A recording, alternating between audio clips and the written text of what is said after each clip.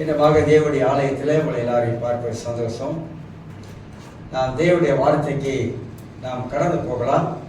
தேவ சித்தத்தை கண்டுபிடிப்பது எப்படி என்று சொல்லி போன வாரங்களில் சில காரியங்களுக்கு மத்தியிலே நான் சொல்லிக் கொண்டு வந்தேன். கடவுளுடைய சித்தம், கிறிஸ்தவர்கள் அநேகர் தேவ சித்தத்தை தங்கள் வாழ்க்கையில அறியாமலே வாழுகிறார்கள் என்பதை குறித்து நாம் விளங்கிக் கொள்கிறோம். கண்கள் மூடி ஜெபிக்கலாம். நல்ல பிதாவை இயேசுவின் நாமத்தில் இந்த நல்ல கால விலைக்காக சோதரிக்கிறோம்.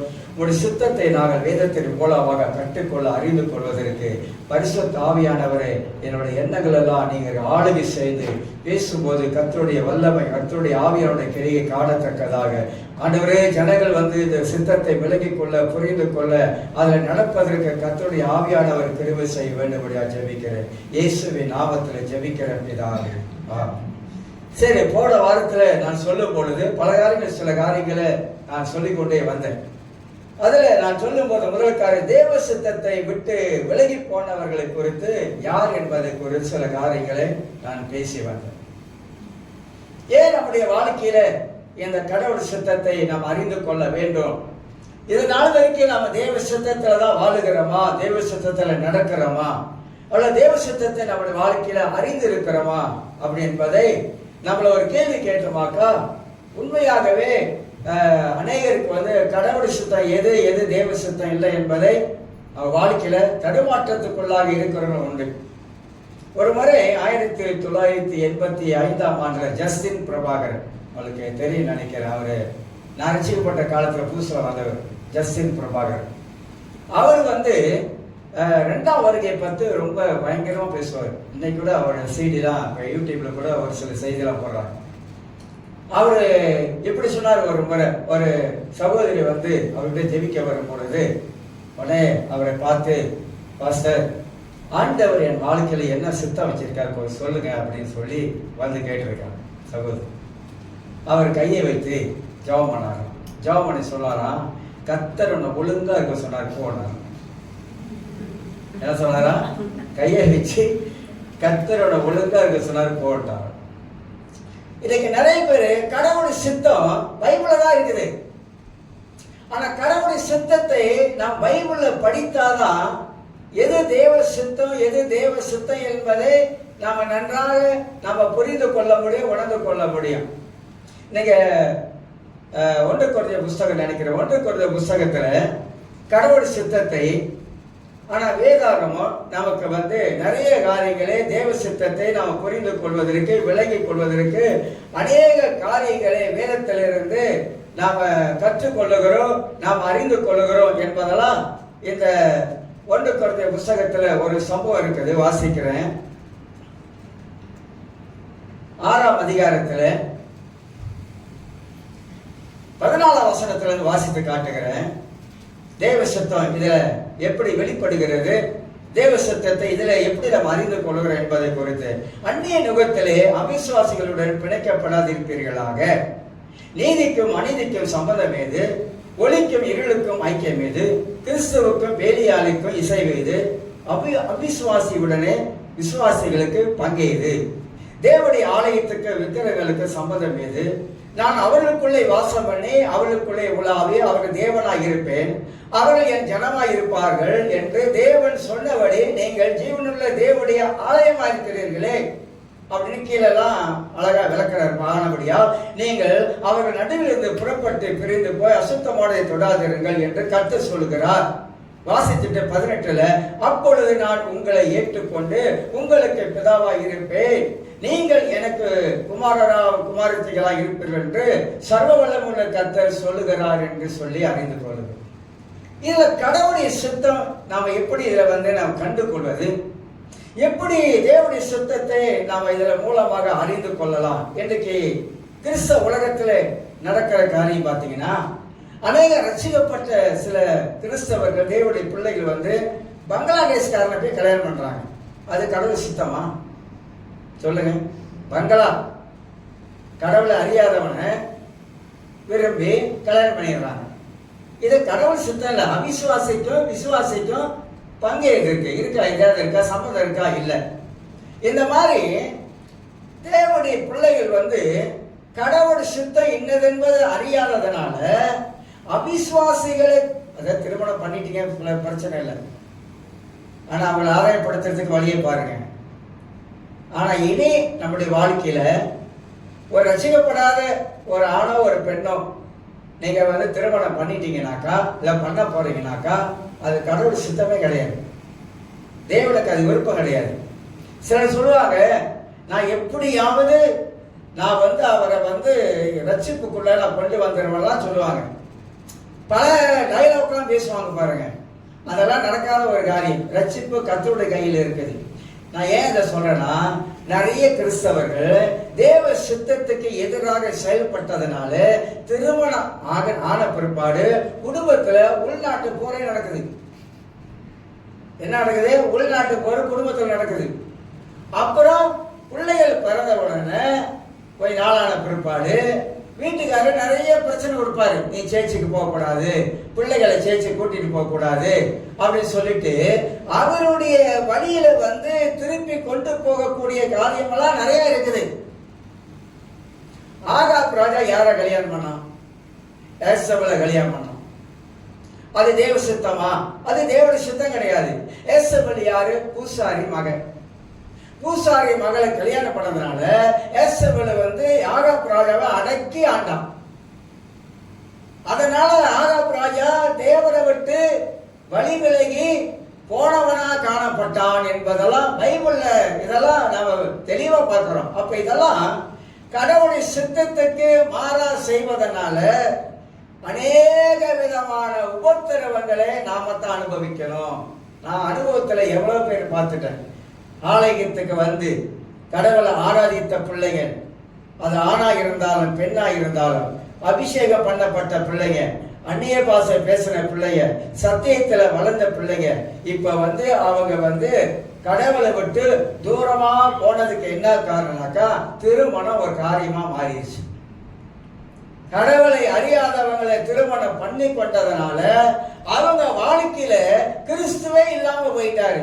ஒரு பின்மாற்றமான சூழ்நிலைக்குள்ளாக தள்ளப்பட்டுட்டாங்க. ஆண்டவரை விட்டு புறஜாதி மதத்துக்குள்ளாக சேர ஆரம்பிச்சுட்டாங்க. இப்படி அநேக ரட்சிக்கப்பட்ட தேவனுடைய பிள்ளைகள் இந்த மாதிரி புறஜாதிகளை தேவ சித்தத்தின்படி, அதாவது செய்யக்கூடாத ஒரு காரியத்தை செஞ்சதனால இன்னைக்கு அநேக வேதனைகளுக்குள்ளாக கடந்து போறாங்க. அந்த காலத்துல எனக்கு தெரிஞ்ச விவரம் தெரிஞ்ச காலத்துல எஸ்டேட்ல இருக்கும் போது பொண்ணு பார்க்க மாப்பிள்ளை வீட்டுக்காரங்க வர்றாங்கனாக்கா மாப்பிள்ளை வீட்டுக்காரங்க சுத்தி இருக்கிற எல்லாத்தையும் விசாரிச்சிருவாங்க. பக்கத்துல வரதுக்கு முன்னக்க எல்லாத்தையும் விசாரிப்பாங்க. அந்த காலத்துல ஒரு நல்ல பழக்கம் வச்சிருந்தாங்க. அதெல்லாம் ஏன் விசாரிக்கிறாங்க? பையன் நல்ல பையனா, பொண்ணு நல்ல பிள்ளையா அப்படின்னு அங்க சுத்து வட்டாரத்தில் இருக்கிறவங்களுக்கு தான் தெரியும். அதனால நல்லா விசாரிச்சுட்டு அப்புறம் அந்த வீட்டுக்கு பொண்ணு கேட்கவோ மாப்பிள்ளை கேட்கவோ அந்த வீட்டுல உட்கார்ந்து செயல்படுவாங்க. இதெல்லாம் அந்த காலத்துல நடந்த ஒரு காரியம் சம்பவங்கள். ஆனா இன்னைக்கு அப்படி இல்லை. இன்னைக்கு அப்படி இல்லாம போயிருச்சு. அதனால தேவ சித்தத்துக்காக ஒரு திருமணம், உங்களுக்கு ஒரு திருமணம் நடக்கும் போது நல்லது, சந்தோஷம் தான். ஆனா அந்த திருமணம் தேவ சித்தத்துல அடங்கி இருக்குதா?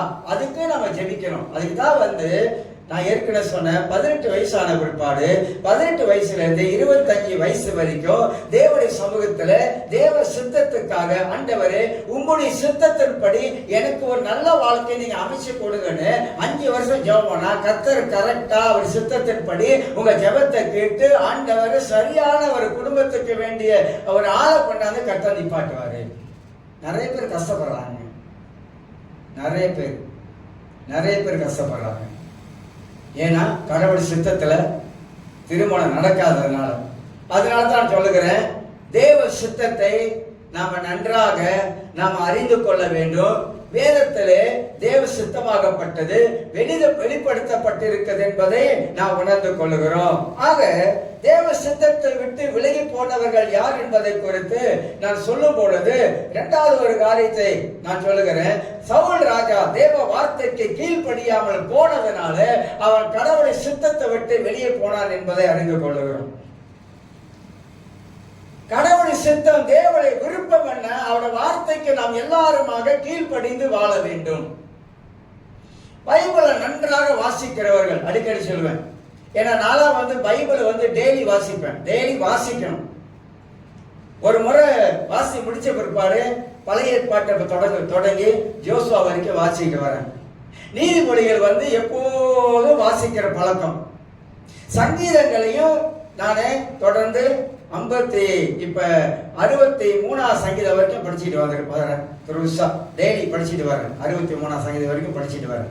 ஏன் நான் அடிக்கடி நான் இதை சொல்றேன் அப்படின்னாக்கா, இந்த பைபிளை படிக்க படிக்க படிக்க படிக்க படிக்க அந்த பைபிள் இருந்து புது புது காரியங்களை பரிசுத்த ஆவியானவர் நமக்கு வெளிப்படுத்தி கொண்டே இருக்கிறார் என்பதை உணர்த்துவதற்காக சொல்றேன். பைபிளே நம்ம படிக்காம வைத்து விட்டால், ஒரு நாள் படிச்சுட்டு 10 நாள் படிக்காம இருந்தா அது நம்ம வாழ்க்கையில கடவுளுடைய சித்தத்தை அறிந்து கொள்வதற்கு நமக்கு வழியே கிடைக்காம அளவுக்கு போயிடும். அப்ப தேவ சித்தத்தை நம்ம சரியாக அறிந்து கொள்வதற்கு பைபிள் நமக்கு மிக மிக முக்கியமான ஒன்றாய் இருப்பதை அறிந்து கொள்ளுகிறோம். இப்ப நான் எப்படி வேதத்திலிருந்து எடுத்து காட்டுறேனாக்கா, அந்த சம்பவங்களை படிக்க ஆரம்பிக்கிறேன். இது கடவுளின் சித்தத்துக்கு மாறானது ஒன்று, தேவன் இதை விரும்பவில்லை என்பதெல்லாம் பைபிள் மூலமாகத்தான் கண்டு கொள்ளுகிறோம். எதா இருந்தாலும், எந்த காரியமாக இருந்தாலும் நம்முடைய வாழ்க்கையில தேவ சித்தம் அது மிக மிக முக்கியமானது என்பதை விளங்கிக் கொள்ளுகிறோம். மனிதனுக்கு சுய சித்தம் ஒண்ணு இருக்கு, சாத்தானுடைய விருப்பம் ஒண்ணு இருக்குது. அவன் தேவனுக்கு எதிராக எப்போதும் செயல்படுகிறவன். பிசாசு எப்போதுமே அவன் தேவனுக்கு எதிராக செயல்பட்டு நம்முடைய வாழ்க்கையில அவன் பொல்லாத காரியத்தை செய்கிறான் என்பதை நாம் அறிந்து கொள்ள வேண்டும். அதான் யாக்கோபு 4:7 சொல்லுகிறது, தேவனுக்கு கீழ்ப்படிந்திருங்கள், சாத்தானுக்கு பிசாசுக்கு எதிர்த்து நில்லுங்கள். நாம் எல்லாருமாக கடவுளுக்கு எப்படி கீழ்ப்படிவது, எப்படி கீழ்ப்படிந்து வாழ்வது? ஆண்டவர் நேரா மகனே மகளே, இதா பாரு, என் கையை பாரு, என் காலை பாரு, என் விழாவை பாரு, 5 காயங்கள் இருக்குது, நான் தான் இயேசு அப்படின்னு சொல்லி நம்ம கிட்ட பேசணுமா? இல்ல பைபிளை படிக்கும் பொழுது பரிசுத்த ஆவியானவர் நம்முடைய வாழ்க்கையில எதற்கெல்லாம் கீழ்ப்படிய வேண்டும், எதற்கெல்லாம் கீழ்ப்படிய கூடாது என்பதை பைபிள் விளக்குறது என்பதை விலகிக் கொள்கிறோம். எதற்கு கீழ்ப்படிய கூடாது தெரியுங்களா? சாத்தானுக்கு கீழ்ப்படிய கூடாது, பிசாசுடைய எண்ணங்களுக்கு கீழ்ப்படிய கூடாது, பிசாசுடைய வார்த்தைகளுக்கு கீழ்ப்படிய கூடாது.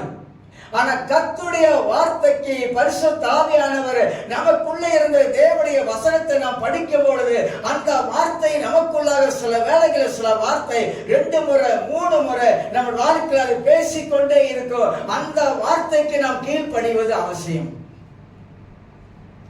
சத்தியத்துக்கு கீழ்ப்படியும். பைபிளை முழுவதும் நான் வாசிக்கும் போது அதைத்தான் அடிக்கடி வேதம் நமக்கு வலியுறுத்துகிறது. யாத்திரா புஸ்தகத்துல அவருடைய வார்த்தைக்கு செவி கொடுன்னு சொல்றாரு.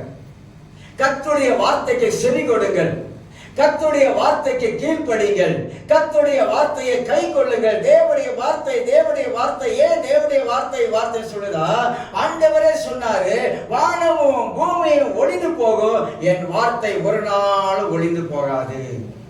கடைசி நாளிலே அவருடைய வசனமே நம்மளை நியாயந்திருக்கும் என்று பைபிள் சொல்றாரு. வசனம் அவருடைய வார்த்தை தான் கடைசி நாளிலே நம்மளை நியாயந்திருக்கும் என்பதை நாம் அறிந்து கொள்ளுகிறோம். ஆக எனக்கு அருமையானவர்களே, தேவ சித்தத்தை செய்கிறவர்கள் நாம் தேவனுடைய வார்த்தைக்கு நாம் கீழ்ப்படிவது அவசியம். கீழ்ப்படியாமல் போன சவுலுடைய நிலைமையை குறித்து நாம் அறிந்து கொள்ளுகிறோம். தேவனுடைய சித்தத்தை விட்டு வழிவிலகி போன சவுலுடைய வாழ்க்கையில அந்த கீழ்ப்படியாத நிலைமை, அவனுடைய முடிவு ஆரம்பம் நன்றாக இருந்தது, முடிவு பரிதாபமான சூழ்நிலை தள்ளப்பட்டது. நான் இதெல்லாம் ரொம்ப உணர்றேன். ஏன்னா ஆண்டவர் ஏன் இதுல பைபிளை எழுதி வச்சிருக்கார், ஒவ்வொரு மனிதனை குறித்து ஏன் எழுதி வச்சிருக்காருனாக்கா, அதன் மூலமாக பரிசுத்த ஆவியானவர் எனக்கு என்ன கற்றுக் கொடுக்கிறாரு, ஆண்டவர் எனக்கு என்ன பாடத்தை சொல்லிக் கொடுக்கிறாரு என்பதை அந்த சம்பவத்தின் மூலமாக நான் அறிந்து கொள்கிறேன். அதைத்தான் படிச்சுட்டு யோசிக்கிறேன். சவுல் கீழ்ப்படியாமல் போனதுனால, தேவ சித்தத்தை விட்டு வழிவிலகி போனதுனால பரிசுத்த ஆவியானவர் அவனை விட்டு போயிட்டார். இதெல்லாம் நம்ம நன்றாக நாம் அறிந்து கொள்ள வேண்டும். 2வது ஒரு மனிதனை குறித்து 1 ராஜாக்கள் புஸ்தகத்தை கொஞ்சம் திருப்பிக் கொள்ளும். 1 ராஜாக்கள் புஸ்தகம் தேவன் தான் நம்மோடு வார்த்தையை கொண்டு அவர் கிரியை செய்கிறார், பேசுகிறார் என்பதை நாம் எல்லாருமாக விளங்கிக் கொள்ள வேண்டும். வார்த்தையில இருக்கிற வல்லமையை நாம் எப்போதும் உணர்ந்து கொண்டவர்களாக நான் காணப்பட வேண்டும், அவசியம். அது முக்கியமானது. ஒன்று ராஜாக்கள் 11ஆம் அதிகாரத்துல எல்லாருக்கும் தெரிஞ்சதுதான். ஆனா நாம் வாசித்து காட்டுகிற 1ஆம் வசனத்துல எப்படி ஒரு சாலமோன் ராஜா ஞானத்தை பெற்றுக் கொண்டவன், ராஜ்யவாரத்தை ஆண்டு கொண்டவன், அவன் ராஜ்யவார சரிதத்துக்கு ஒரே ஒரு காரணம் இதுதான். அப்ப கடவுளை சித்தத்துல இருக்க வேண்டியவன் தேவ சித்தத்தை விட்டு வழிவிலகி போனதுக்கு என்ன காரணம் கேட்டீங்கன்னாக்கா, ராஜாவாகிய சாலமோன் பார்வோனின் குமாரத்தையாக நேசித்ததும் அல்லாமல் மோவாபியரோ, அம்மோனியரோ, ஏதோமியரோ, சீதோனியரோ, ஏத்தியரும் ஆகிய அந்நிய ஜாதியாரான அநேக ஸ்திரீகள் மேல் ஆசை வைத்தான். எப்படி தேவ சித்தத்தை விட்டு வழிவிலகி போறாங்க? ஆசை வைத்தான். ஆசை, தோசை, அப்பள வடை. ஆசை. எந்த மனுஷனுக்கு ஆசை இல்லைன்னு நினைக்கிறீங்க? எல்லா மனுஷனுக்கும் வாழ்க்கையில நல்ல ஆசையும் இருக்குது, கெட்ட ஆசையும் இருக்குது. அப்ப நல்ல ஆசை எது, கெட்ட ஆசை எது நமக்கே தெரியும். எனக்குள்ள இருக்கிற ஒரு மனித ஆவி எனக்குள்ள இருக்குது. அந்த மனித ஆவியோடு சம்மந்தப்படுகிற பரிசுத்த ஆவியானவர் எனக்குள்ள இருக்கிறார். எனக்குள்ளாக ஒரு மனசாட்சியை ஆண்டவர் வச்சிருக்கிறார். தேவன் எப்படி கிரியை செய்கிறார் பாருங்க. ஆவியானவர் என்னுடைய மனித ஆவியோடு கூட தொடர்பு கொண்டு என் மனசாட்சியின் மூலமாக உணர்த்துகிறார். இதெல்லாம் உலகத்துல எந்த மனுஷனும் கிடையாது. ஆனா மனசாட்சி எல்லாருக்கும் இருக்குது. ஆனா மனசாட்சி சூடுண்டு போன மனசாட்சி இருக்குது, மனசாட்சி கூர்மையா இருந்த மனசாட்சி மழுங்கி போன மனசாட்சி இருக்குது. ஆனா கர்த்தருடைய பிள்ளைகளுக்கு இந்த மனசாட்சி வேலை செஞ்சு கொண்டே இருக்கும். பரிசுத்த ஆவியானவர் நம்முடைய மனசாட்சிக்குள்ளாக செயல்படுகிறவராக இருக்கிறாரு. குற்றம் உண்டு, குற்றம் இல்லை என்பது ஒன்றை ஒன்று நம்முடைய மனசாட்சி நம்மளை தீர்க்கிறது.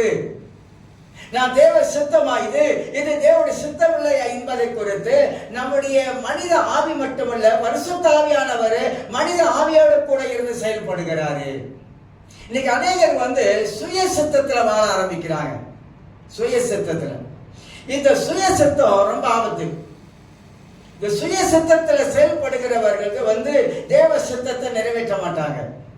சுய சித்தத்துல செயல்படுகிறவர்கள் அவர்கள் மாம்சத்துக்குரிய எண்ணம் உள்ளவர்களாக இருப்பாங்க. ஆனா கடவுள் சித்தத்தை அறிந்தவங்க அவங்க மனதுக்குள்ளாக தேவ சித்தம் இதுதான் என்பது அவங்களுடைய ஆவிக்குள்ளாக அந்த தேவ சித்தத்தை அறிந்தவங்களாக, அந்த தேவ சித்தத்தை புரிந்து கொண்டவங்களாக, அந்த தேவ சித்தத்தில் வாழுகிறவங்களாக காணப்படுவாங்க. மத்தேயு சுவிசேஷம் 16ஆம் அதிகாரத்துல எல்லா சம்பவம் தெரியும்.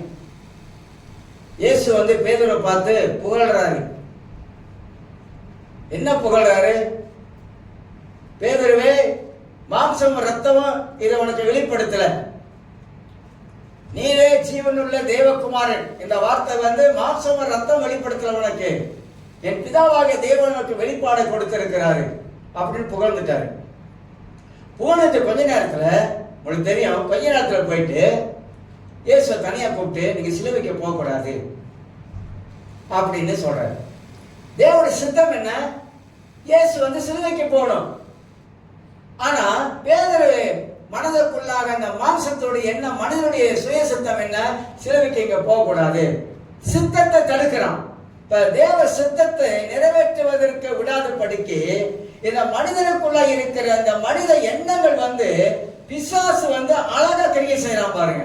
அதான் ஏன் சொல்றாரு, அப்பால போ சாத்தானே, நீ தேவனுக்கு ஏற்றவைகளை சிந்தியாமல் மனிதனுக்கு ஏற்றவைகளை சிந்திக்கிறான். நம்ம கடவுள் சித்தத்தை செய்வதற்கு மனிதனுக்கு ஏற்ற விதமா சிந்திக்கிறோமா, தேவனுக்கு ஏற்ற விதமா சிந்திக்கிறோமா? ரெண்டையும் நம்ம அறியணும். அதனால்தான் அநேக கிறிஸ்தவர்கள் கடவுளை சித்தத்தை அறியாமலே உலகத்துல வாழ ஆரம்பிக்கிறாங்க.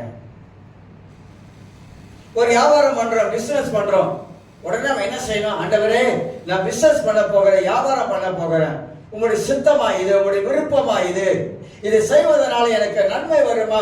நல்லா ஜெபம் பண்ணிட்டு அதுக்கு பிற்பாடு நமக்கு ஒரு சமாதானம் வரும், இல்லைன்னா நம்முடைய ஆவில ஒரு உணர்த்துதல் வரும், இல்லைன்னா ஏதாவது ஒரு காரியத்தை கர்த்தர் நமக்கு காட்டுவார். எந்த காரியமா இருந்தாலும் நமக்கு ஒரு உணர்வை பரிசுத்த ஆவியார் நமக்கு உள்ளத்தில் வச்சிருக்கிறார், உணர்த்துவார். சில வேலைகளை நமக்கு சில காரியம் செய்யும் போது ஒரு சமாதானமா இருக்காது, அதெல்லாம் தேவ சித்தம் கிடையாது. கடவுள் சித்தத்தை குறித்து பைபிள்ல ஏகப்பட்ட காரியம் இருக்குது. அப்ப தேவ சித்தத்தை நாம தான் அடையாளம் கண்டுகொள்ளணும். எப்படி தேவ சித்தத்துல நாம கண்டுபிடிப்பது, எப்படி தேவ சித்தத்துல வாழ்வது, இதெல்லாம் நம்ம பைபிள் மூலமாகத்தான் நம்ம அநேக காரியங்களை கற்றுக்கொள்வதற்கு உதவியாய் காணப்படும். சாலமோன் ராஜா இங்க வாசிக்கிறோம், அநேக அந்நிய பெண்ணாகிய அநேக ஸ்திரீகள் மேல் ஆசை வைத்தான். யூத குலத்துல அந்நிய பெண்ணை கல்யாணம் பண்ணக்கூடாது, அவ்வளவு ஸ்ட்ரிக்ட், இன்ற வரைக்கும் சொல்றேன்.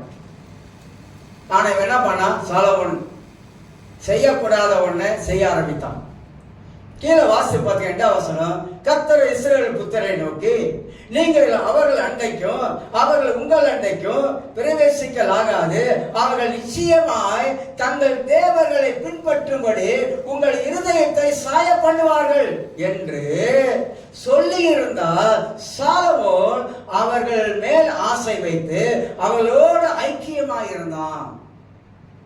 ஒன்று ஆசை வைத்தான். கர்த்தர் ஏற்கனவே சொல்லி இருக்கிறாரு, இந்த மாதிரிப்பா நீ அந்நிய பெண்ணோட கூட ஐக்கியம் வைக்காத, அவங்களோட சகவாசம் வேண்டாம் இப்படின்னு ஆண்டவர் ஏற்கனவே சொல்லி இருந்தார். அப்படி சொல்லி இருந்த சாலமோன் அவர்கள் மேல ஆசை வைத்து அவங்களோட ஐக்கியமாக இருந்தான். நீயே நான் ஒண்ணு வாயில மண்ணுன்னு. ஆசை ஐக்கியத்தை உண்டாக்கிடுச்சு. ரொம்ப கவனமா இருக்கணும் கிறிஸ்தவ வாழ்க்கையில. நமக்கு உள்ளத்துல இருக்கிற ஆசை தான் ஒரு ஐக்கியத்தை உண்டாக்க ஆரம்பிக்குது, ஒரு உறவை உண்டாக்க ஆரம்பிக்குது, ஒரு நட்பை உண்டாக்க ஆரம்பிக்குது. நான் என்ன சொல்றேன்னா, நம்ம தேவன் போல உலகத்துல ஒரு தேவன் இல்லை. அவர் தான் உலகத்துல மரித்து மனிதனுக்காக அவர் மீண்டுமாக அவர் வரப்போகிறாரு, உயிர்த்தெழுந்த கர்த்தர். நான் சொல்றேன், இந்த அற்ப ஆசைக்காக என்ன சொல்ற, ஒரு ஏற்கனவே ஒரு காரியம், மண்ணுக்காக மாணிக்கத்தை விட்டு விடாது. மண்ணில் வாழ்றோம், இந்த மண்ணுக்காக மாணிக்கிற ஒண்ணு இருக்குல்ல, அதை விட்டுறாத. நம்ம பேர் இந்த உலக வாழ்க்கையோட நம்ம வாழ்க்கை முடிஞ்சிருச்சு அப்படின்ற ஒரு எண்ணத்துல இருக்கிறதுனால தான் நிறைய விதமான ஆசைகளை அள்ளி கொண்டு உள்ள வச்சிருக்கிறாங்க. சொல்ல முடியாத ஆசைகள். ஆனா அதெல்லாம் நமக்கு விஷமா மாறிடும். வைக்கக்கூடாத ஐக்கியங்கள், சேரக்கூடாத ஐக்கியங்கள் எல்லாம் நம்ம தான் வச்சிருக்கிறோம். கிறிஸ்தவ உலகம் போக போக போக இந்த வருகிற தலைமுறையை காப்பாற்ற முடியுமா முடியாதா தெரியல. வருகிற ஜெனரேஷன், 2வது ஒரு ஜெனரேஷன் வந்துகிட்டு இருக்குது, இந்த ஜோஸ்வா ஜெனரேஷன் மாதிரி. இந்த வருகிற தலைமுறைக்கு நம்ம தான் சரியாக வழிகாட்டணும். அதை விட்டுட்டு இன்னைக்கு வருகிற தலைமுறையை இப்ப எப்படி திசை மாத்துது, பிசாசு எப்படி திசை மாத்துறான் சொல்லுங்க. அவங்களுக்கு இப்ப என்ன ஒரு புதுசு புதுசு காரியம் வருதுனாக்கா எனக்கு ஆச்சரியமா இருக்கு. அதாவது பரிசுத்தத்துல வழிநடத்துவதற்கு பதிலாக, சத்தியத்தை போதிப்பதற்கு பதிலாக, உண்மையாய் வாழ சொல்வதற்கு பதிலாக, உலகத்தை விட்டு பிரித்தெடுக்கப்பட்ட வாழ்க்கையில நிக்கன்னு சொல்வதற்கு பதிலாக இன்னைக்கு சபைகளுக்குள்ளாக விதவிதமான நூதனமான வித்தியாசமான காரியங்கள்லாம் இன்னைக்கு நுழைஞ்சுக்கிட்டு இன்னைக்கு தாண்டம் ஆடிக்கிட்டு இருக்கு. எல்லாம் பரதநாட்டியம் போடுது, போடாத பரதநாட்டியம் எல்லாம் போடிட்டு இருக்குது. கேட்கிற கிறிஸ்தவ பரதநாட்டியம் ஆடலாமா? சொல்றாரு, ஆடலாமா? ஆடக்கூடாதா? பரதநாட்டியம் எங்க இருந்து வந்திருக்குது? அது யாருடைய நடனம்? அது இதெல்லாம் தெரியாது பாருங்க. ஆடலான்னுட்டு இன்னைக்கு பரதநாட்டியத்திலிருந்து எல்லாமே இன்னைக்கு கிறிஸ்தவ உலகத்துல கடவுளுடைய சித்தம் என்னதென்பதை அறியாமல் இன்னைக்கு சபை குப்பை தொட்டியாய் மாறிக்கிட்டு இருக்குது. ஏன் அப்படி சொல்றேனாக்கா, சபை வந்து சபையா இருக்கணும். சபைக்கு வந்து ஒரு பக்தி இருக்குது. சபை வந்து பக்தி விருத்தி அடையணும். சபைக்குள்ளாக தேவனுடைய ஆவியானுடைய தொடுதல் இருக்கணும். சபைக்கு 2 கண் இருக்குது, ஆவிக்குரிய கண்கள் இருக்கிறது சபைக்கு. சபை விழிப்பா இருக்கணும். கடைசி காலத்துல நாம் எல்லாரும் வஞ்சிக்கப்படக்கூடாது. கடைசி காலத்துல மோசம் போகக்கூடாது. ஒருத்தர் சொல்றாரு வந்து, பஸ் முக்காடு போடலாமா, போடக்கூடாதா பஸ்? ஏதாவது கேள்வியா? முக்காடு போடலாமா, போடக்கூடாதா? அது எங்க சொல்றாரு? 1 கொரிந்தியர் 11ஆம் அதிகாரத்தை சொல்றாரு. அது தேவ சித்தமா? அது தேவ சித்தம் இல்லையா? முக்காடு போடுறது கடவுள் சித்தம் தானே. ஏன் கலாத்தியர் சபைக்கு சொல்லல? ஏன் எபேசு சபைக்கு சொல்லல? ஏன் மற்ற சபைக்கெல்லாம் சொல்லல? ஏன் கொரிந்து சபைக்கு மட்டும்தான் சொல்றாரு? அதோட பேக்ரவுண்ட்ல போய் படிக்கணும். ஏன் அங்க சொல்றதுக்கு என்ன காரணம்? பவுல் அப்படி சொல்றாரு. அந்த பகுதியெல்லாம் படிச்சு பார்த்தா கடைசியா என்ன சொல்றாரு? சீனா முக்காடு போடுறானா? அப்புறம் யாரு போடுறாரு? சீனா போடுறாரு முக்காடு, வெள்ளக்காரன் போடுறான் இல்ல. இது வந்து உண்மையா பார்த்தா முக்காடு போட்டா எப்படி போட? முக்காடு என்ற அர்த்தம் என்ன? முக்காடு என்பது அர்த்தம். யூதர்கள் முக்காடு எப்படி போட்டாங்க? யூத கலாச்சாரத்துல முக்காடு எப்படி இருக்கணும்? ஒரு துணி எடுத்து இப்படி போடுறது முக்காடு இல்லை. அது முக்காடு இல்லை. முக்காடு போடுற வழிமுறைன்னு ஒன்று இருக்கு யூதர்கள். அது வந்து கொரிந்து சபைக்குள்ள ஏற்பட்ட பிரச்சனை. அது நீ போடலாம், போடாம இருக்கலாம். அது கட்டாயம் கிடையாது, உபதேசமும் கிடையாது. இப்படியெல்லாம் நிறைய கேள்விகள் சொல்றேன். பொதுவா நிறைய கேள்விகள். இப்ப ஒருத்தர் கேட்கிற, சாரோனின் ரோஜா ஆனா பெண்ணா? இந்த பாட்டுல இருக்குல்ல, சாங் ஆஃப் சோலமன். சாரோனி ரோஜான்னு பாட்டு படிக்கிறாங்களே, சாரோனி ரோஜா ஆனா பெண்ணா? அப்படிலாம் வேதத்துல நிறைய. சாரோன் ராஜா வந்து ஆண் கிடையாதுங்க. சாலமோன் வந்து சூலமத்தியாவை சாரோனி ரோஜாவே, லில்லி புஷ்பமே அப்படிலாம் பாடுறாரு. பாட்டு அது வந்து பாடல், அது வந்து செய்யும் அந்த வரிகள் எல்லாம். உன்னத பாட்டு ஃபுல்லா பாட்டு. அது வந்து நிறைய சிலர் சொல்றாங்க, அந்த உன்னத பாட்டை படிக்காதீங்க, ஏன்னா அது படிச்சா வாலிப பிள்ளைங்கலாம் காதல் பண்ண தோண்டிடுவாங்க. ஏன்னா அது எல்லாம் காதல் கவிதையா இருக்குது. அது காதல் கவிதை இல்லைங்க. அது மணவாளனுக்கும் மணவாட்டிக்கு உள்ள ஒரு ஐக்கியத்தை வந்து அவ்வளவு நெருக்கமா அது பேசுதுங்க. இந்த மாதிரி இன்னைக்கு நிறைய கருத்து வேறுபாடுகள், முரண்பாடுகள், தேவ சுத்தம் இன்னது என்பதை அறியாததுனால பலவிதமான பிரச்சனைகள் இன்னைக்கு வந்துருச்சு. நல்லா நம்ம வந்து இதெல்லாம் யோசிக்கணும், இதெல்லாம் நல்லா நம்ம சிந்திக்கணும். நான் என்ன சொல்ல வரேன் அப்படின்னாக்கா, அந்த செய்தியில என்ன நோக்கத்தோட பேசுறேன்னாக்கா, கடவுள் சித்தம் ஒண்ணு இருக்க, நான் ஏன் கடவுள் சித்தத்துக்கு மாறா ஒண்ணு செய்யணும், அதுதான் சொல்ல வரேன். இன்னொருத்தர் கேட்கிறாரு, ஒரு டிபேட்ல வருது பாருங்க, ஏதாவது கேட்கிறாரு, தீபாவளிக்கு பட்டாசு வெடிக்கலாமா? யாரு? கிறிஸ்தவங்க தீபாவளிக்கு பட்டாசு வெடிக்கலாமா அப்படின்னு கேட்கிறாங்க. உன்னையா போய் வெடிக்க சொன்னப்ப? நிறைய கேள்வி நிறைய இருக்கு இந்த மாதிரி காரியங்களா. ஏங்க நீங்க வெடிக்கிறீங்க? இல்ல பிள்ளைங்களை ஆசைப்பட்டாங்க, அதனால பிள்ளைங்களுக்கு வாங்கி கொடுத்தா வெடிக்கிட்டோம் அப்படின்னு. சிலர் கேட்கலாம், தீபாவளிக்கு வந்து வாழ்த்துக்கள் சொல்லலாமா? எப்படி தீபாவளி வாழ்த்துக்கள் சொல்லலாமா? இப்பெல்லாம் கேட்கறாங்க. நீங்களே முடிவு எடுத்துங்க, நான் பதில் சொல்ல மாட்டேன், உங்களுக்கே தெரியும். அதனால இன்னைக்கு கிறிஸ்தவ இந்த உலகம் வந்து காம்ப்ரமைஸ் ஆயிடுச்சு. அதெல்லாம் கர்த்தருக்கு தெரியும், கர்த்தர் அறிஞ்சிக்குவாரு இப்படி என்ற. ஆனா சொல்றாங்க, ஒரு யூத மாதிரி பக்தியில நிக்க முடியாது. பக்தியிலனாக்கா யூத மாதிரி நிக்க முடியாது. அவன் தான் அந்த அளவுக்கு தன்னுடைய தேவனை ஒரு நாள் யாருக்கு விட்டே கொடுக்க மாட்டான். அந்த மாதிரி வைராக்கியமா வாழக்கூடியவர்கள் வந்து யூதர்கள். அதனால கடவுள் சித்தம், இப்ப சாலமோன் வந்து கடவுள் சித்தத்துல இருக்கிறானா, தேவ சித்தத்தை விட்டு வெளியே வந்துட்டானா. 3ஆம் வசனம், அவனுக்கு பிரபுக்கள் உளமான 700 மனையாட்டிகளும் 300 மறுமனையாட்டிகள் இருந்தார்கள். அவனுடைய ஸ்திரீகள் அவன் இருதயத்தை வழுவி போக பண்ணினார்கள்.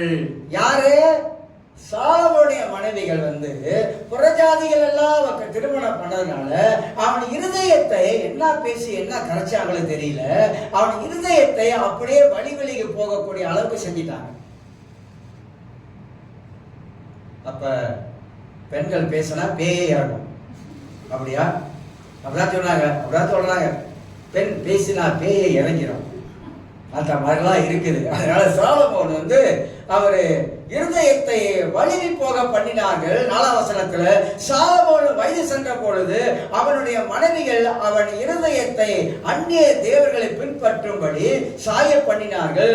அதனால் அவனுடைய இருதயம் அவன் தகப்பனாக தாவீதின் இருதயத்தை போல தன் தேவனாக கர்த்தரோட உத்தமமாய் இருக்கவில்லை. எல்லாம் வாசி பார்த்தா அவங்களுக்கு தெரியும்.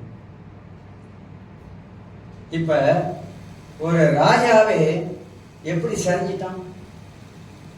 ஒரு ராஜா தேவ சித்தத்தில் இல்லாதனால அவன் ராஜ்யபாரம் ரெண்டா போயிடுச்சு.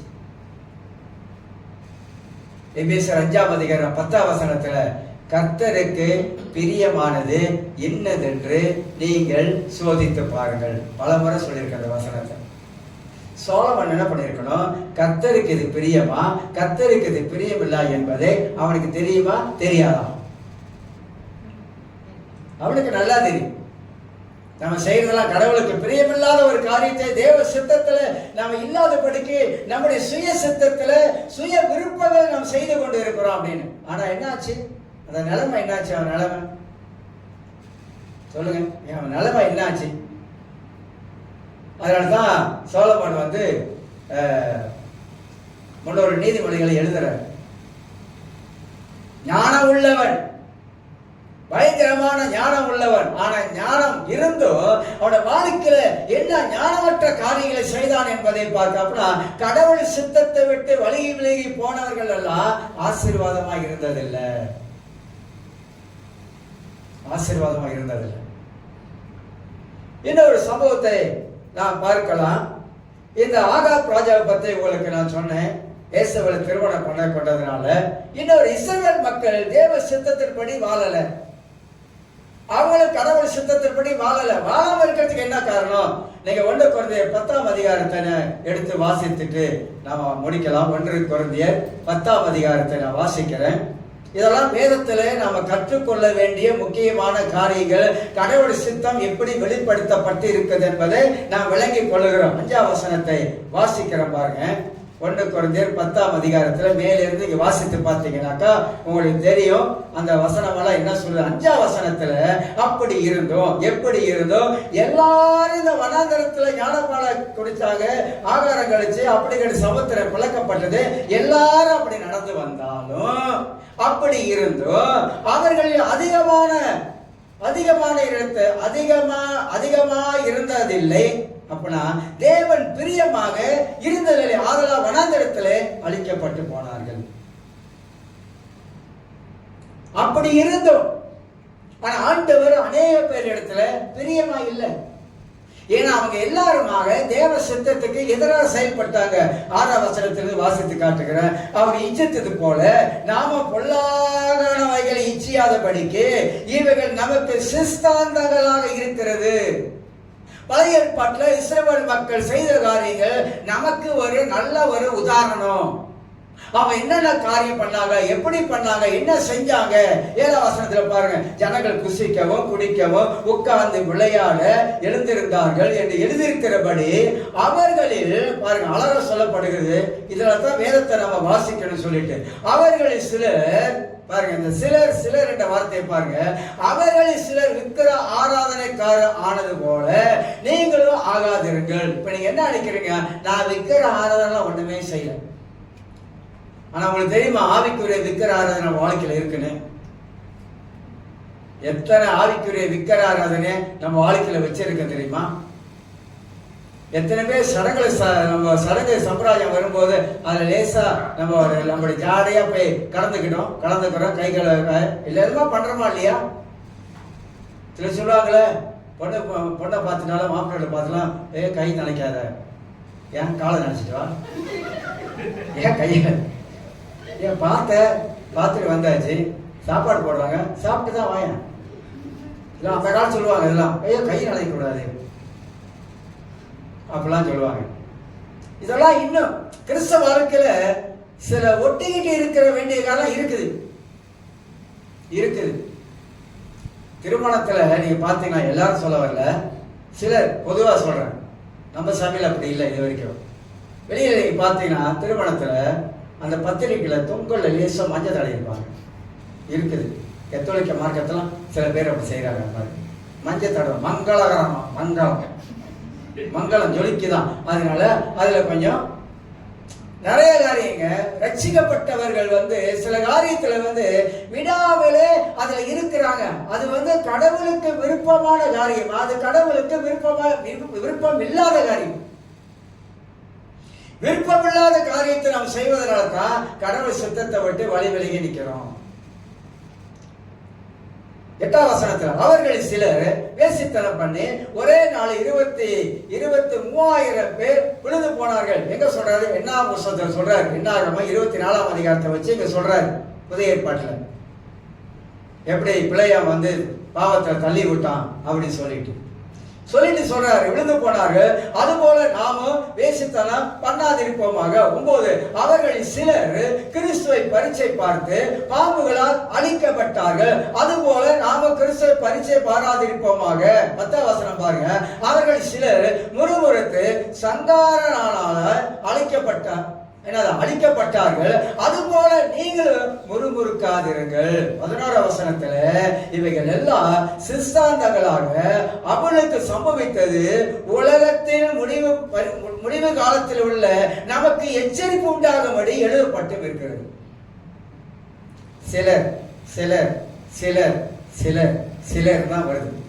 எல்லாரும் சிலர் ரட்சிக்கப்பட்டவங்க, சிலர் இந்த மாதிரி காரியங்களை செய்து வருகிறாள் என்பதை குறித்து நாம் வாசிக்கிறோம். ஆக தேவ சித்தத்தை விட்டு வழி விலகி போனவர்கள் நாம வேதத்தின் மூலமாக பார்க்கிறோம். இஸ்ரவேல் ஜனங்கள் தேவ சித்தத்திலே வாழாதவர்கள், முறுமுறுக்கிறவர்கள். இப்படி எல்லாம் நிறைய விஷயங்கள் எங்க சொல்லப்படுவதை குறித்து பார்க்கிறோம். எபிரேயர் 3ஆம் அதிகாரத்தை கொஞ்சம் திருப்பிக் கொள்ளுங்க. எபிரேயர் புஸ்தகத்துல 3ஆம் அதிகாரத்திலையும் அங்க சில காரியங்களை குறித்து எபிரேயர் ஆக்கியோர் எழுதி வைத்திருப்பதை பார்க்கிறோம். எபிரேயர் 3ஆம் அதிகாரத்துல வாசிக்கும் பொழுதும் சில முக்கியமான சில சத்தியங்களை குறித்து நாங்கள் அறிந்து கொள்ள முடியும். எப்படி இவர்கள் எல்லாருமாக தேவ சித்தத்தை விட்டு வழி விலகி இருந்தார்கள் என்பதை குறித்து நாம் விளங்கிக் கொள்கிறோம். வாசிக்கிறோம் பாருங்க. எபிரேயர் 3ஆம் அதிகாரம் 7ஆம் வசனத்தை உங்களுக்கு நான் வாசித்து காட்டுகிறேன். 3:7 ஆகையால் பரிசுத்த ஆவியானவர் சொல்லுகிறபடி இன்று அவருடைய சத்தத்தை கேட்பீராயில். அழகா சொல்றாரு, கேட்பீராயில் சொல்லிட்டு 8ஆம் வசனத்துல வனாந்தரத்துல கோபமுட்டின பொழுது சோதனை நாளில் நடந்தது போல உங்கள் இருதயங்களை கடினப்படுத்தாதிருங்கள். நீங்க ஃபுல்லா வாசிச்சு பாருங்க. 10 சொல்றாரு. 9 அங்கே உங்கள் பிதாக்கள் என்னை சோதித்து என்னை பரீட்சை பார்த்து 40 வருஷ காலம் என் கிரியைகளை கண்டார்கள். இஸ்ரவேலருக்கு ஆண்டவர் கிரியைகளை நடப்பித்தாரு, ஆனா மோசேக்கு வழிகளை காட்டினார். எது நமக்கு வேணும்?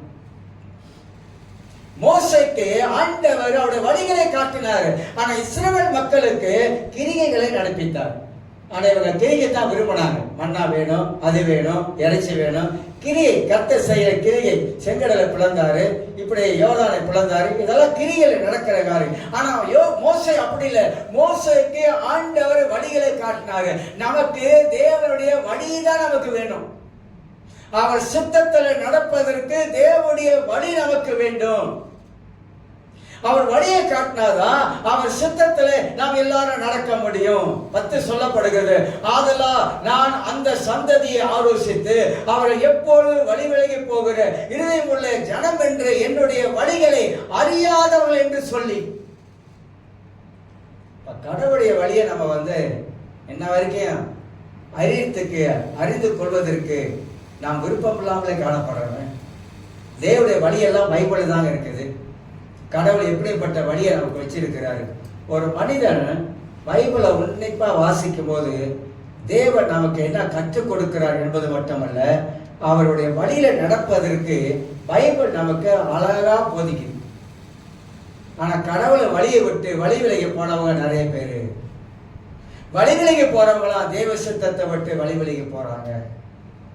இதை நன்றாக நாம் இந்த கடைசி காலத்துல வாழுகிற வாழ்க்கையில நாம் எல்லாருமாக இதை உணர்ந்து கொள்ள வேண்டும். அதனால்தான் கானானுக்குள்ளாக இந்த இஸ்ரவேல் ஜனங்கள் பிரவேசிக்கல.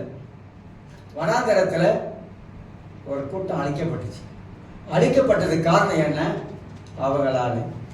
அவங்க தான் அழிக்கப்பட்டு போனாங்க. எகிப்துல இருந்தாங்க. எகிப்துல என்ன படிச்சுக்கிட்டாங்க சொல்லுங்க பார்க்கலாம். 3 காரியத்தை சொல்லி நிப்பாட்டுறாங்க. 3 காரியம் வாழ்க்கையில. 3 காரியம். ஒன்று அவிசுவாசம். கிறிஸ்தவ வாழ்க்கையில அவிசுவாசமே கடுகளவு கூட வரக்கூடாது. அவிசுவாசம் வாழ்க்கையில பிசாசு கொண்டு வருகிற ஒரு காரியம். அவிசுவாசம் இருக்கிறவங்களுக்கு விசுவாசம் இருக்காது. விசுவாசம் இருக்கிறவங்களுக்கு அவிசுவாசம் இருக்கவே இருக்காது. ஒரு அலையை சொல்லுங்க. ஹல்லேலூயா. யாருக்கெல்லாம் நல்ல விசுவாசம் இருக்கிறதோ அவிசுவாசமா பேசவே மாட்டாங்க. விசுவாசம் உள்ளவங்க தேவனுடைய வார்த்தையை அறிக்கை செய்து கொண்டே இருப்பாங்க. சோதனை காலத்துல, பிரச்சனை காலத்துல, பல விதமான இக்கட்டான காலத்துல இந்த விசுவாசம் உள்ளவங்க தேவனுடைய வார்த்தை இருதயத்துல வைத்து அதை அறிக்கை செய்து கொண்டே இருப்பாங்க. கர்த்தர் இப்படிப்பட்டவராக இருக்கிறாரு, கர்த்தர் சர்வ வல்லவராக இருக்கிறாரு, கர்த்தர் எனக்கு கேடகமாக இருக்கிறாரு, கர்த்தர் எனக்கு பெலனாக இருக்கிறாரு, கர்த்தர் எனக்கு கோட்டையமாக இருக்கிறாரு. இப்படி எல்லாம் தேவனுடைய வார்த்தையை சொல்லி சொல்லி சொல்லி கர்த்தர் கோட்டை அரணனா இதுக்கெல்லாம் பல அர்த்தம் இருக்குங்க. அப்ப விசுவாசம் உள்ளவங்க அவிசுவாசமா பேசவே மாட்டாங்க. இரண்டாவது கீழ்படியாம இருக்கிறவங்க மேல் படிக்க வர முடியாது. ஏன்னா இஸ்ரவேல் மக்கள் வாழ்க்கையில அடிக்கடி சொல்லி தன் இதயத்தை கடினப்படுத்திக் கொண்டே இருந்தாங்க. கீழ்படியாத வாழ்க்கை வனாந்தரத்தில் அழிக்கப்பட்டு போனாங்க. இதெல்லாம் நிறைய பேசலாம். 3வது வாழ்க்கையில அவநம்பிக்கை. கர்த்தரை நம்புறதை விட்டுட்டு அங்க எகிப்துல இருந்ததான அந்த நம்பிக்கையில தான் இருக்கிறான். ஏன்னா எகிப்துல 430 வருஷம் இருந்ததுனால எல்லாம் மண்டக்குள்ள ஊறி போச்சு. எல்லாம் ஊறி போனதுனால நம்பிக்கை முழு அங்கு விடுதலை ஆக்கப்பட்டாலும் நாங்க எகிப்தில் இருந்த பொழுது எங்களுக்கு நல்ல சாப்பாடு கிடைச்சது, வெள்ளைப்பூண்டு இருந்தது, கொமெட்டிக்காய் இருந்தது, மம்மெட்டிக்காய் இருந்தது, எல்லா காயும் அங்க இருந்துச்சு. இப்ப வனாந்தரத்துல எங்களுக்கு என்ன இருக்குது? ஒண்ணுமே இல்லை. அவன் நம்பிக்கை. கர்த்தரே கடலை பிளந்து காட்டினார், கண்ணு முன்னால் நீதான் பார்த்த. யோர்தானை பிளந்து காட்டினார், கண்ணு முன்னுக்கு நீதான் பார்த்த. இதுவரைக்கும் எவனும் சாப்பிடாத தேவதூத சாப்பிட மன்னாவை கொடுத்தா, நீதான் தின்ன. அப்புறம் எதனா மன்னாதானா? அப்படி எனக்கு இறைச்சி கிடைக்காதா? கொட்டி குவிச்சாரு, சாப்பிட்டு தொண்டலை அடிச்சு செத்த. எல்லாம் நடந்துச்சு. எவ்வளவு செஞ்சாரு. வனாந்தரத்தில் வரும்போது புது சட்டை போய் கடையில் வாங்கிட்டு வந்தியா? இல்ல செருப்பு தான் போய் கடையில் வாங்கினியா? பிள்ளைக்கு வாங்கினியா? உனக்கு வாங்கினியா? யாருக்கு வாங்கி கொடுத்த? எங்க போய் வாங்கின? வனாந்தரத்தில் கடையா இருந்துச்சு. ஆண்டவர் உனக்கு உடுப்புலாம் வளர வைக்கல. கண்ணால பார்த்தா செருப்பு வளருது. 10 வயசுல போட்ட செருப்பு இப்ப 40 வயசு ஆச்சு. அந்த செருப்பு போட முடியுமா? போடுற கரெக்டா இருக்குது. எல்லாம் வளர்ந்து வந்து இருக்குது. புதிய ஏற்பாட்டில் நடக்காத அற்புதங்கள் பழைய ஏற்பாட்டில் பயங்கரமா நடந்திருக்கு. எல்லாம் நீதான் பார்த்த. இவ்வளவு பார்த்துட்டு புத்தி எங்க போயிருச்சு பார்த்தீங்களா? நம்மள சில வேலைகள்ல இந்த கேட்டகரியில சில பேர் இருக்கும். எவ்வளவோ கர்த்தர் செஞ்சிருப்பாரு. ஆண்டவரே இவ்வளவா வாழ்க்கையில செஞ்சு ஆண்டவர் செத்து பொழைச்ச ஆண்டவரே சொல்றாங்களே, செத்து பொழைச்ச ஆண்டவரே. செத்து பொழைச்சதானே? அப்படின்னா என்ன சொல்ல வராங்க? சாகல, செத்துட்டு அங்க பொழைக்கிறது. ஆனா தமிழ்ல ஒரு வார்த்தை சொல்லுவாங்க, செத்து பிழைச்ச. ஏன்னா அந்த மாதிரியான ஒரு சூழ்நிலைக்குள்ளாக தள்ளப்பட்டிருக்கிறாங்க. அந்த நேரத்தில் கர்த்தர் காப்பாற்றி உயிரா வச்சிருக்கிறார். உயிரா வச்சிருக்கிறார். ட்ரம்ப் சொல்றாருல்ல, என்னை சுட்டாங்க, ஆனா கர்த்தர் என்ன நான் மீண்டுமாக அமெரிக்காவுக்கு என்னது பிரதமரா வர்றதுக்கு ஆண்டவர் எனக்கு ஒரு ஜீவனை தந்திருக்கிறாரு, இல்லைன்னா அப்பயே போயிருப்பேன். அதை நினைச்சு பார்க்கிறாருல. அந்த மாதிரி நம்முடைய வாழ்க்கையில கடவுளுடைய சித்தத்தை நன்றாக விளங்கிக் கொள்ளுங்க, கடவுள் சித்தத்தை அறிந்து கொள்ளுங்க. அதுல நாம் வாழ ஆரம்பித்தா நிச்சயமாக தேவன் நம்மளை எல்லா விதத்திலையும் ஆசீர்வதிப்பார். எல்லாரும் எழுதிருக்கோம்.